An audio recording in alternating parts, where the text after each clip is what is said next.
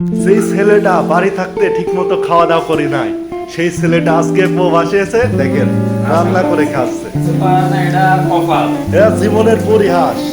আল্লাহ, এই দেখেন শাক রাঁধছে। যে জীবনে আলু ভর্তা করে খায় না, সেই ছেলেটা আজকে হ্যাঁ দেখেন প্রবাসী কারা কেমন সুখে থাকে।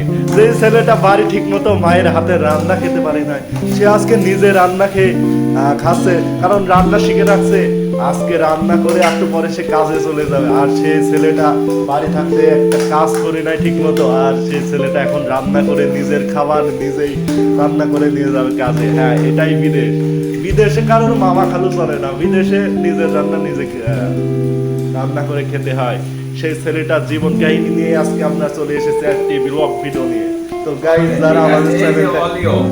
যারা আমাদের চ্যানেলটা দেখছেন দেশ এবং দেশের বাইরে থেকে এবং ইটালির বাইরে থেকে, তারা অবশ্যই আমাদের চ্যানেলটাকে সাবস্ক্রাইব করুন এবং পাশে থাকা বেল আইকনটি বাজিয়ে রাখুন, যাতে এরকম ভিডিও ছাড়ার সাথে সাথে আপনার কাছে সর্বপ্রথম চলে যায়।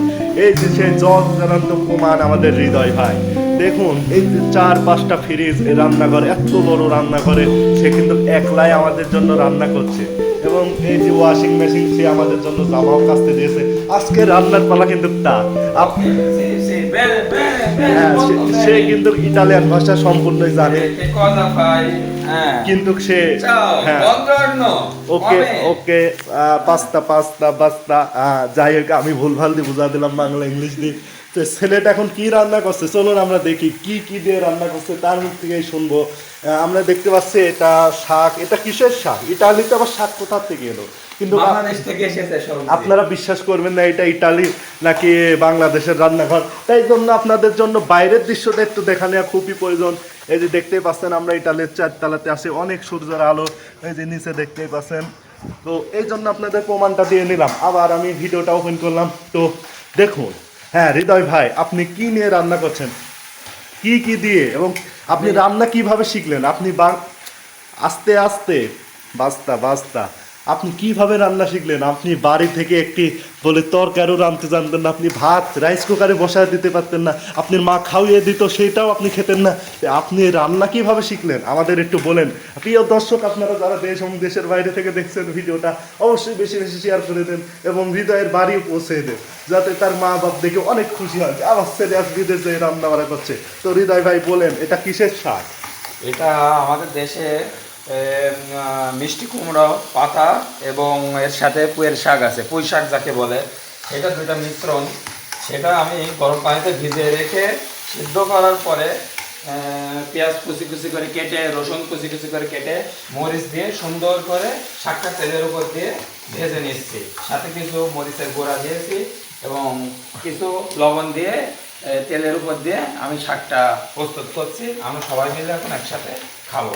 আচ্ছা, তোমার জীবনটা এরকম।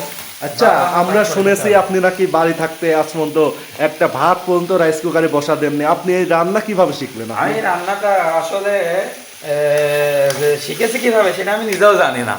রান্না কিভাবে শিখেছি আমি নিজেও জানি না, কিন্তু আমি আস্তে আস্তে চেষ্টা করতে করতে আস্তে আস্তে হয়ে গেছে। একদিন 2 দিন চেষ্টা করতে করতে 1 সপ্তাহের মাথায় আমি দেখছি আমি নিজেই সবকিছু রান্না করতে পেরেছি। আচ্ছা, আপনার অনেকের মুখে শুনি হৃদয় ভাই, বিপ্লব ভাই, বিপ্লব ভাই, হৃদয় ভাই। এই বিপ্লব ভাইটা কে আসলে? আমরা এটা ভিডিওর মাধ্যমে দর্শকদের জানাতে চাই। দর্শকরা অতি আগ্রহী শোনার জন্য বসে আছে। আপনি বলেন, এই বিপ্লব ভাইটা কে? আসলে এই বিপ্লব ভাইটা হলো আসলে আমাদের সকলের ভাই, মানবদরদী ভাই। আমি আসলে ইতালিতে আসার পর থেকে তার কাছে থাকি, তার ওখানে টুকটাক কাজ শিখতেছি, তার এই মন্তাজ, এবং তার কাছ থেকে আমার মনে করেন অনেক কিছু শেখা এবং চলা নিয়ম কানুন হ্যান ত্যান। সে আসলে একটা ভালো মানুষ।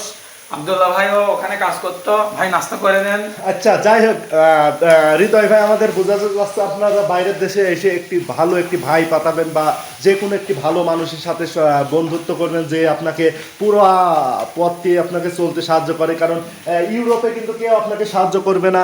এই জন্য আপনাকে একটি ভালো বাংলাদেশি বা অন্য কাউকে পাকিস্তানে খুঁজে নিতে হবে, তার সাথে আমিকেও পাঠিয়ে পুরা সিস্টেমটা বুঝতে হবে এবং কাজ কামের জন্য তার কাছে সাহায্য করতে হবে। এই ভিডিওটা শুধুমাত্র 5 মিনিটের জন্য না, এই ভিডিওটা আপনার 500 মিনিটের কাজে লাগবে। তাই ভিডিওটা যা দেখছেন বেশি বেশি শেয়ার করে দিন। আর হৃদয় ভাইয়ের রান্নাও হয়ে গেল। আপনারা যারা খেতে চান অবশ্যই কমেন্টে জানাবেন, আর খাওয়ার পরে জানাবো এই হৃদয় ভাইয়ের রান্নাটা কেমন হলো।